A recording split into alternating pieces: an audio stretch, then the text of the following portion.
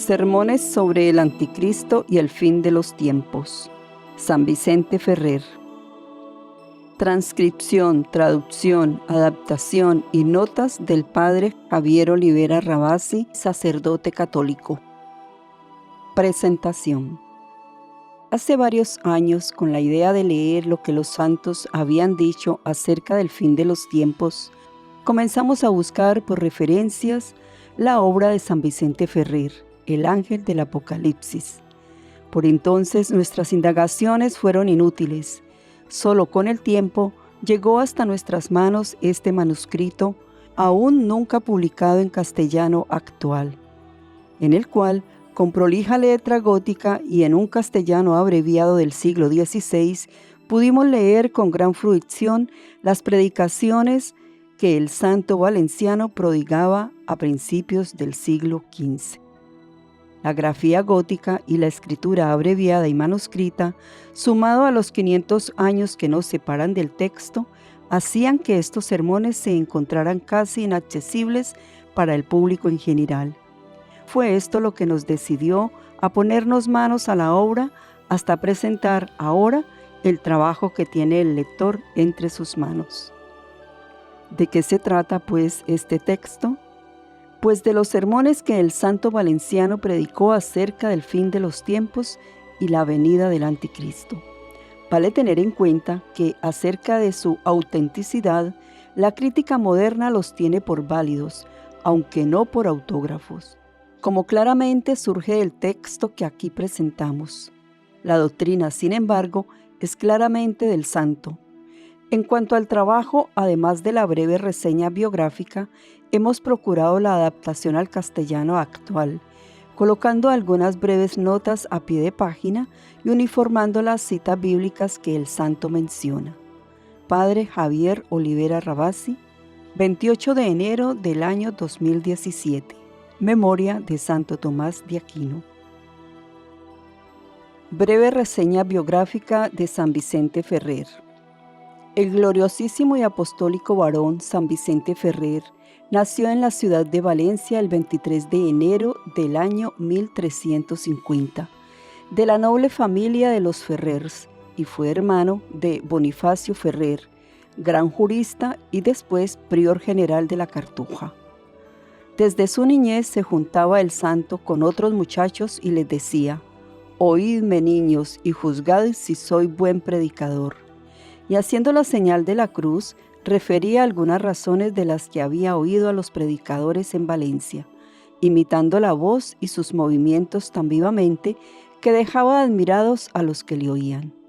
Llegando a la edad de 18 años, tomó el hábito del glorioso Santo Domingo y vino a ser un perfecto retrato de la vida religiosa.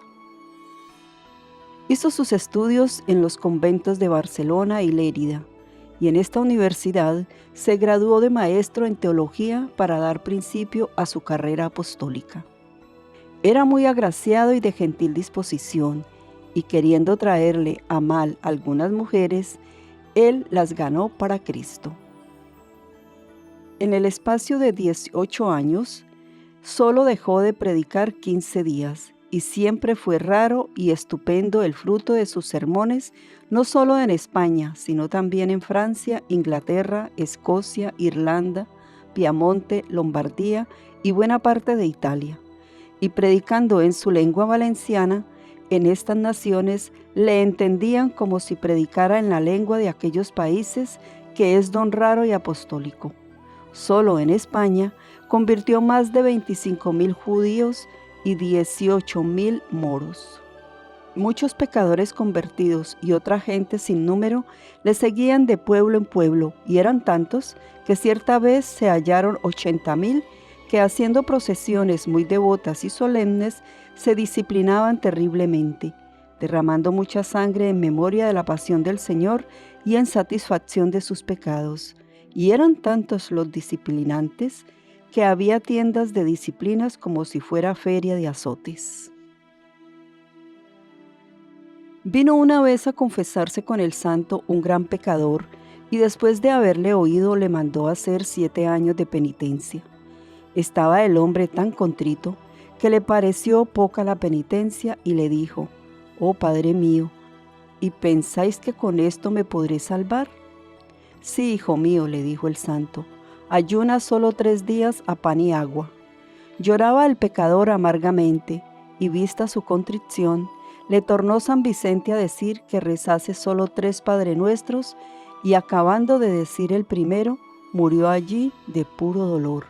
Se apareció al santo y le dijo que estaba en la gloria sin haber pasado por el purgatorio, por haberle tomado Dios aquel dolor en cuenta por sus pecados. En tiempos del turbulento cisma de Occidente, optó, cuando las cosas no eran claras, por el cardenal Pedro de Luna, quien se hizo coronar como Benedicto XIII sin derecho. Los milagros que obró el Señor por San Vicente fueron tantos que solo en los 4 procesos que se hicieron en Aviñón, Tolosa, Nantes y Nápoles se sacan sin los demás 860. En España, hasta los mismos reyes de Aragón salían a recibirlo. Lo llamaron el emperador Segismundo, el rey de Inglaterra y hasta el rey de Granada, siendo como era moro, y todos lo miraban como a hombre más divino que humano. A la muerte de Martín de Aragón, fue elegido para las Cortes de Aragón, Valencia y Cataluña, y declaró por rey al infante de Castilla, don Juan el I. Finalmente, habiendo este predicador divino abierto el cielo a innumerables almas, dio su espíritu al que para tanta gloria suya le había criado. Murió a la edad de 75 años en la ciudad de Nantes, acudiendo tanta gente a reverenciarlo, que por espacio de 3 días no se pudo sepultar. Sermones sobre el Anticristo y el fin de los tiempos de San Vicente Ferrer.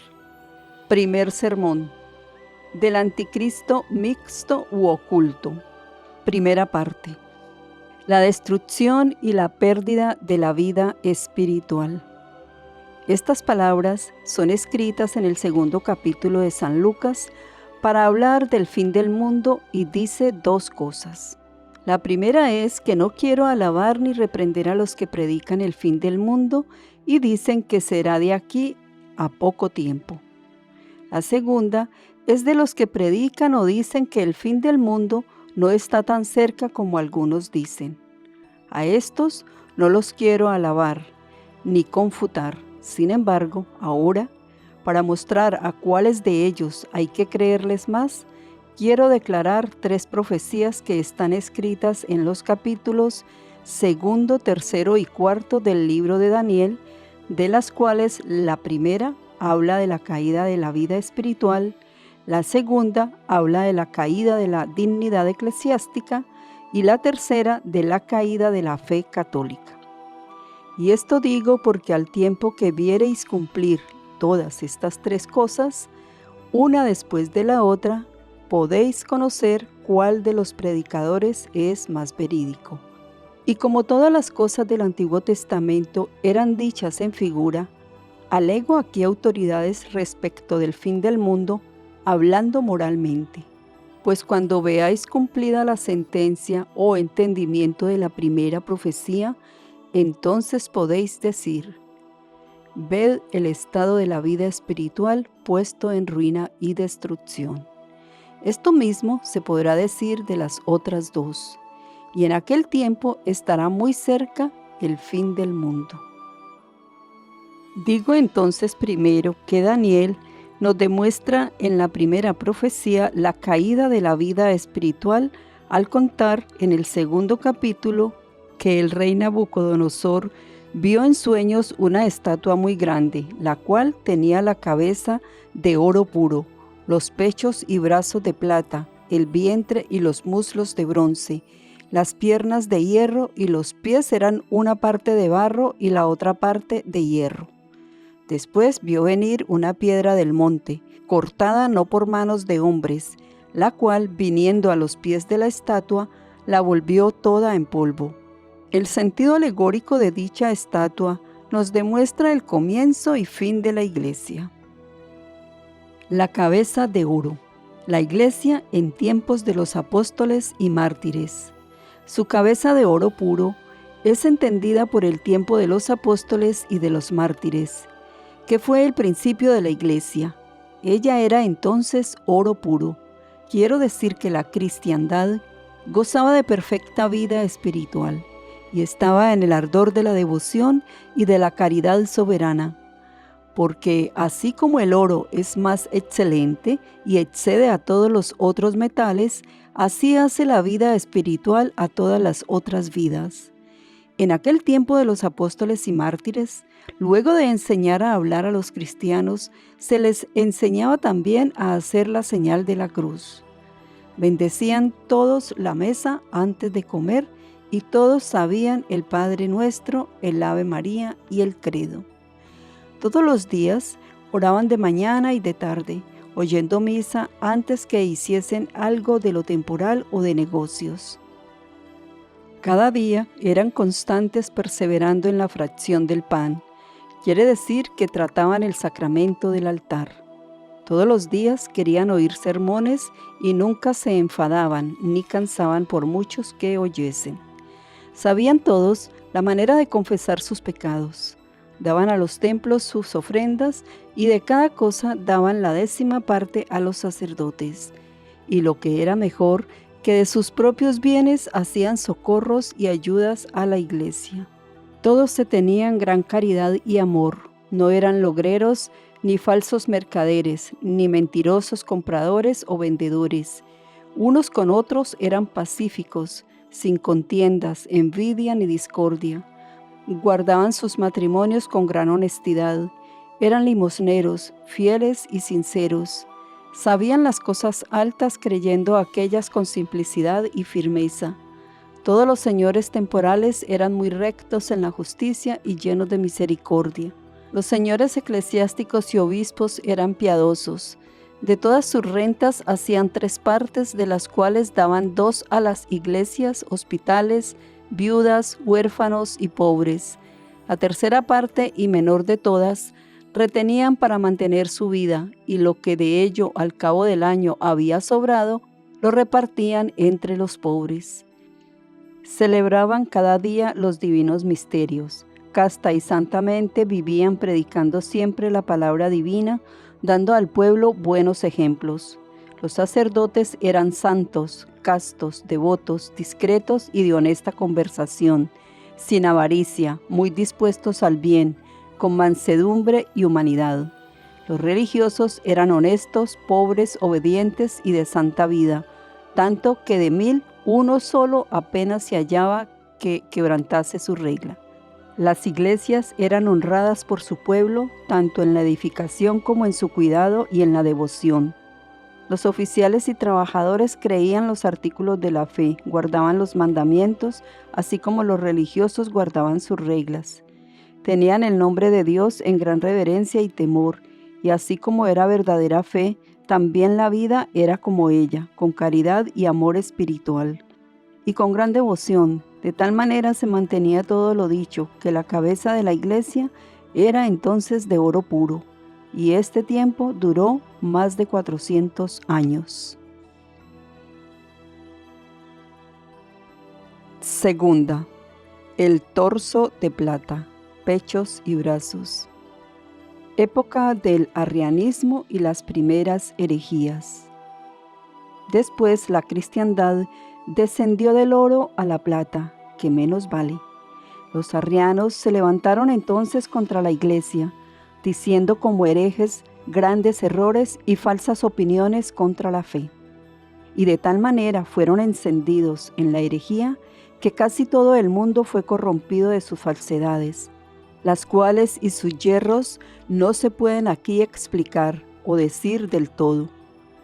Sin embargo, bien aparecen a las claras en la Escritura. Por estos herejes perdieron los cristianos la forma de santiguarse y la manera de hacer oración. Dejaron de hacer todos los bienes. Poco faltó para que no pereciera todo el estado de la fe verdadera y de la vida. Quiso Dios entonces enviar los doctores de la iglesia, como fueron San Agustín, San Jerónimo, San Ambrosio y San Gregorio, y otros muchos hombres de ciencia y vida, y muy nobles varones, los cuales mantuvieron la fe católica y los mandamientos de la ley, las virtudes, los sacramentos, la buena y santa vida. Estos declaraban y exponían la Sagrada Escritura, disputando contra los herejes, pero la Iglesia no pudo volver al estado primero de oro, de donde era bendecida, mas bajó al de plata, porque se perdió el gusto por la devoción. Este tiempo plateado o edad de plata duró más de 400 años. Tercera, la edad de bronce, vientre y muslos. Es la edad oscura de la Iglesia y la herejía musulmana. Hasta dicho tiempo, la gran estatua es a saber, la Iglesia y la cristiandad, la cual en esta edad desciende de plata a bronce. Este metal es muy liviano y fácil de mutar y de mal sonido. Así estaba la cristiandad, a diestra y siniestra entre falsos errores y malas costumbres, porque no se predicaba la palabra divina. Fue en aquel tiempo en que Mahoma se levantó y corrompió toda la berbería. Ya no se quería oír misa sino por la fuerza, y nadie procuraba hacer oración. Dios era negado y el mundo puesto en gran maldad. Todos consentían en cometer delitos y casos muy torpes. La humildad, justicia, misericordia ya no existían. No había fe entre los hombres. La piedad, la obediencia de los mandamientos no se conocía ya en el mundo, como tampoco la vida virtuosa. Nuestro Redentor Jesucristo quiso entonces destruir el mundo, como se halla en las vidas de los bienaventurados Santo Domingo y San Francisco, donde se describe que el omnipotente Dios tenía 3 lanzas contra el mundo, con muy grande ira por sus pecados y muchas maldades. Estas lanzas demostraban 3 cosas. La primera es la persecución del anticristo, la segunda, fin del mundo, y la tercera, el día del juicio. En esta grande angustia alcanzó la Virgen María, Nuestra Señora, un tiempo de dilación, para que el mundo no se perdiera, y ganó de su Hijo precioso que esperase las predicaciones de dichos santos bienaventurados, para que predicasen por todo el mundo y se convirtiesen los hombres a Dios. Este tiempo duró tanto como hicieron estas 2 reglas los frailes suyos, es decir, unos 150 años. Dichas reglas mueren ahora en cuanto a su observancia, y ya han pasado 50 años que los frailes no caminan derecho, el voto y las ceremonias no son guardadas, porque son peores estos frailes que los otros cristianos, viviendo intrínsecamente en medio de la soberbia, de la ira, de la pereza y de la simonía. Tan llenos de vicios que son ejemplo de toda mala vida y de hechos del camino y carrera para la perdición, por lo que la Iglesia ha bajado del vientre de bronce a las pantorrillas de hierro.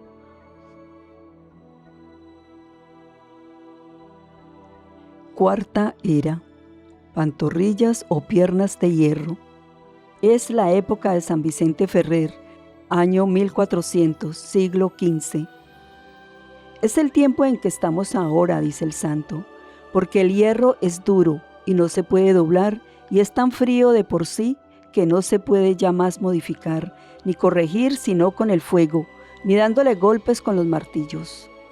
En el presente es lo que ha sucedido con la cristiandad, es decir, que no hay ninguno que haga enmienda de sus delitos, ni los obispos, ni los señores temporales, ni los religiosos, ni los sacerdotes, ni los que están en estado conyugal. No hay enmienda en el ermitaño, ni en el mercader, ni en las vírgenes, ni en las viudas. Tampoco se halla en el labrador, o en el oficial, o en el escudero, pues no se halla la corrección de las costumbres en ningún siervo, escolar, maestro, discípulo, doctor, legista, bachiller o artista. No se convierten por predicaciones, ni por ejemplos, ni por milagros, ni tienen miedo, ni se espantan de los tormentos, ni enfermedades, ni guerras, hambres, ni mortandad. No hacen enmienda por inundaciones o diluvios de aguas, ni por eclipses y oscuridades del sol y de la luna, o de los otros planetas. Todo nos parece como escarnio y burla. Están ya tan aborrecidos los cristianos que no parecen ya ser hombres, sino demonios. Todos son muy ásperos unos con otros, sin piedad, sin bondad, crueles, logreros, rabiosos sin lugar a bien alguno, muy endurecidos, sin devoción y amadores del mundo, sin temor de Dios. Son despreciadores del Rey del cielo, sin amor alguno, por lo cual son más duros y ásperos ya los cristianos que el hierro mismo. ¿Cómo ha descendido ya la estatua y la cristiandad en gran perdición al hierro? Del cual David profetizó en el Salmo 104. Humillaron los pies en las prisiones o grillos y el hierro pasó a su alma. Porque así como los grillos impiden el andar de los pies corporales, así los pecados impiden al alma espiritual andar derecha con Dios, como dice David. Irán de virtud en virtud y será visto el Dios de los dioses en Sión. Porque el alma de cualquier discreto cristiano debe andar con dos pies muy aquejada de virtud en virtud. El pie derecho es el amor celestial y el izquierdo el temor infernal. Y cuando el diablo tienta de algún pecado, debe pensar el hombre cómo las penas del infierno son aparejadas para el triste que consiente en la mala tentación y pone por obra el delito.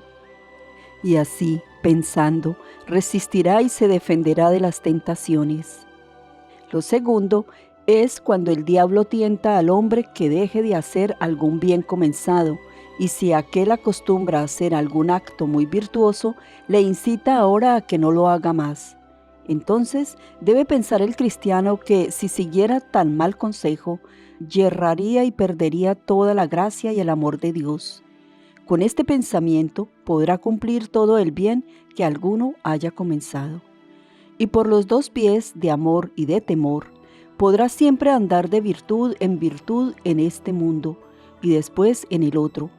Llegar al Dios de los dioses en Sión, donde están los ángeles en aquella gloria de la visión bienaventurada.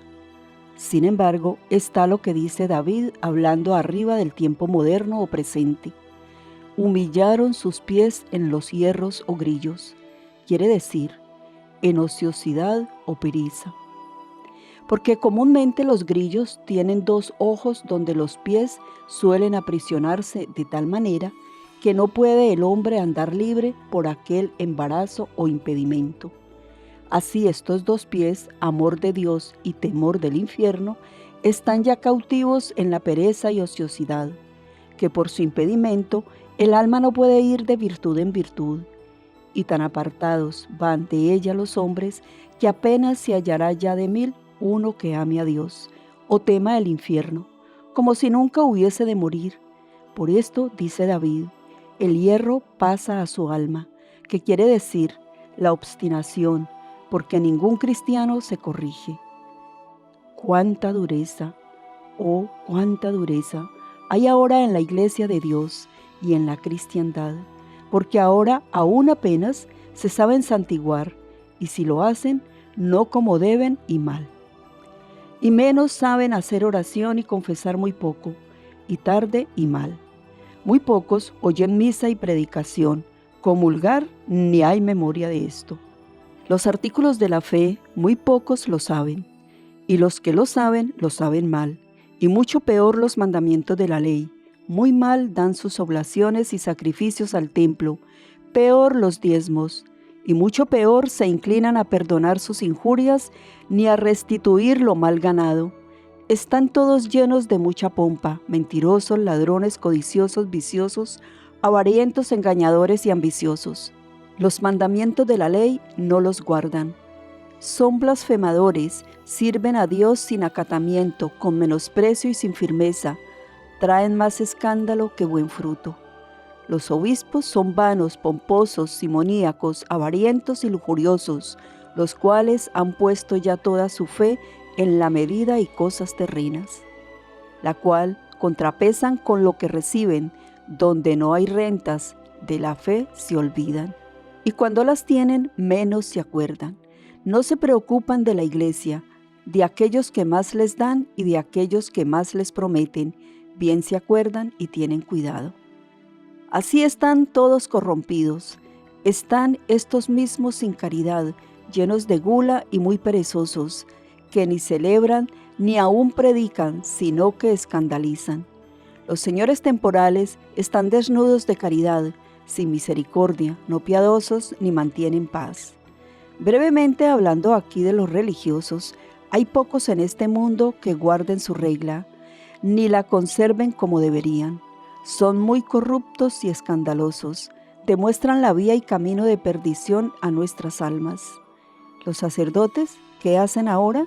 Más valen los honores y dignidades que las buenas costumbres, porque son hechos muy ignorantes, presuntuosos, insultadores, idiotas, falsos, hipócritas, despreciadores de los que saben. Están llenos de simonía, muy avarientos, llenos de mucha envidia y lujuriosos, muy disolutos. Están muy endurecidos y son muy tardíos a la oración.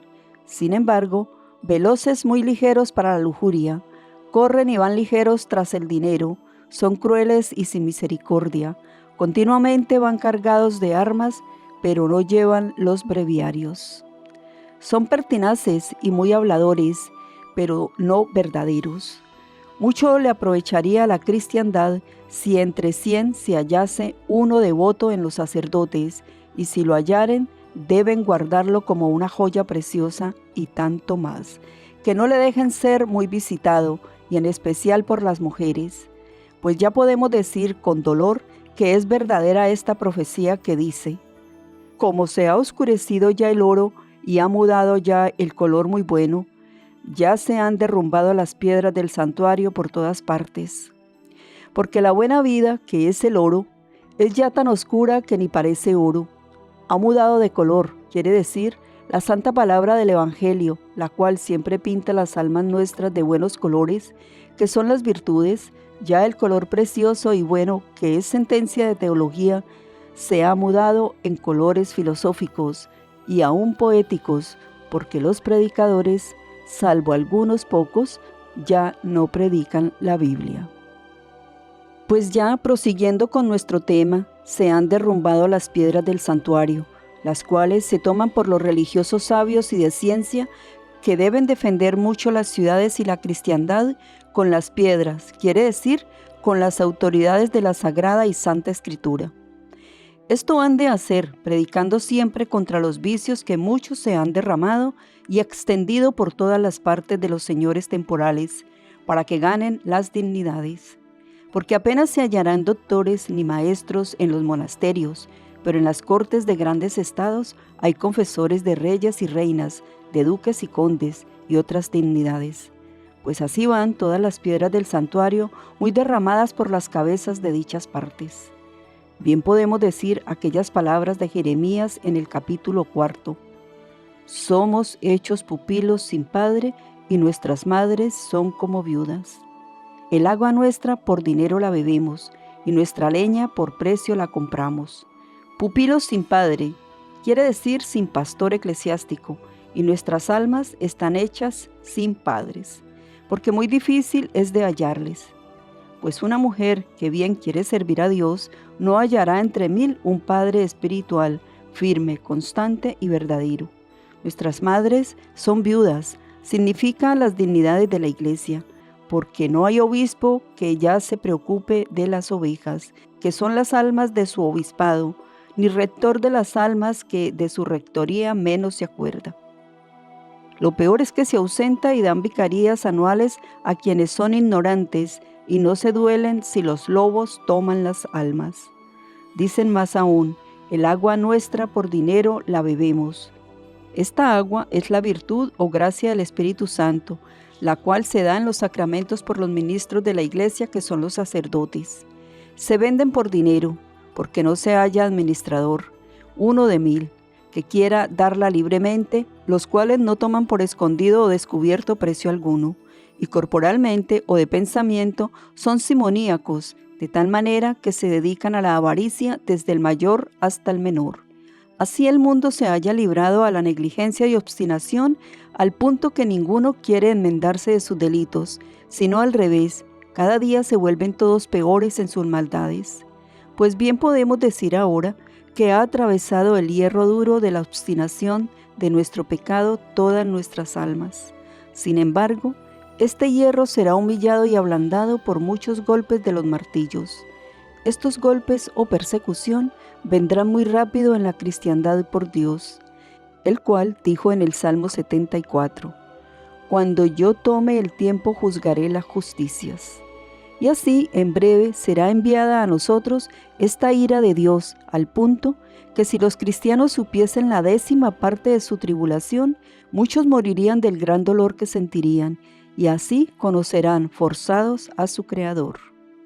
Pues si bien queremos considerar las cosas dichas, bien podemos decir que la estatua, que es la iglesia, desciende desde el oro puro a las piernas de hierro, en cuyo tiempo estamos ahora, y así diremos, ved el estado de la vida espiritual, puesto en la ruina y destrucción, que quiere decir que ha bajado de oro puro en mal hierro, y del ardor de la caridad a la dureza y obstinación, siempre pecando y no haciendo alguna enmienda. Quinta etapa. El tiempo del anticristo. Veamos ahora qué nos queda de la estatua. Solo los pies, de los cuales una parte es de barro y otra de hierro. Y esto será el triste tiempo del anticristo cuando haya nacido, en el cual la gente comenzará a ser de hierro, muy obstinados en los pecados, y más aún de lo que se ha dicho hasta ahora. No se amarán, serán muy duros, sin sumisión, y muy ásperos y sin misericordia unos con otros. Serán muy fríos en amar a Dios y muy prontos en amar al mundo. Si resultan duros hoy para creer en los artículos de la fe católica, ¿cuán duro será aquel hierro de la última parte de la estatua? Me refiero a cuando los cristianos nieguen a Dios y su fe y se aparten de sí los tormentos de los tristes cuerpos. Bien será, por cierto, la última parte de todas en la que nacerá el anticristo y junto con él se contará el fin del mundo. La parte de los pies de la estatua será de lodo. Y esto se entiende por la cristiandad, pues serán entonces los hombres carnales, no mantendrán la ley del matrimonio, ni aun los grados de consanguinidad. No habrá ayunos ni abstinencia, todos serán lujuriosos, llenos de gula, sin ley ni concierto. No se abstendrán de carnalidad, sino que serán en ella muy envueltos, sin temperancia, ávaros, pomposos, sin humildad, llenos de pereza, dados al ocio, sin diligencia de buena salud, de manera que estarán todos los cristianos llenos de hierro y de triste lodo, a diferencia de lo que David pedía a Dios que le guardase en su oración diciendo, «Líbrame, Señor, del lodo, porque no sea infeccionado. Líbrame de aquellos que me aborrecieron y de lo profundo de las aguas». En aquel tiempo se dará que aquella estatua será bajada de oro en plata y asimismo de grado en grado, hasta llegar al tiempo del hierro duro, el cual será tiempo de la gran tribulación del anticristo. Entonces podremos muy bien decir, ved el estado de la vida espiritual puesto en la ruina y destrucción. Pues en este tiempo quedará no más por cumplir que venga la piedra del monte, cortada sin manos de hombre, que herirá los pies de la estatua y la llevará a hacer nada. La dicha piedra es el Redentor Cristo Jesús, el cual viene por sí mismo, no enviado por otro hombre, porque Él está por sobre todo y herirá la gran estatua, quiero decir, al mundo. Por la combustión del fuego que lo quemará y se volverá ceniza, porque regresando a los elementos se purgará en un momento de tal manera que todo el mundo quedará hecho una muy simple ceniza redonda. Esta es la primera parte del sermón, a saber, de la destrucción y del perdimiento de la vida espiritual, y la primera profecía de las 3 elegidas por el santo San Vicente Ferrer.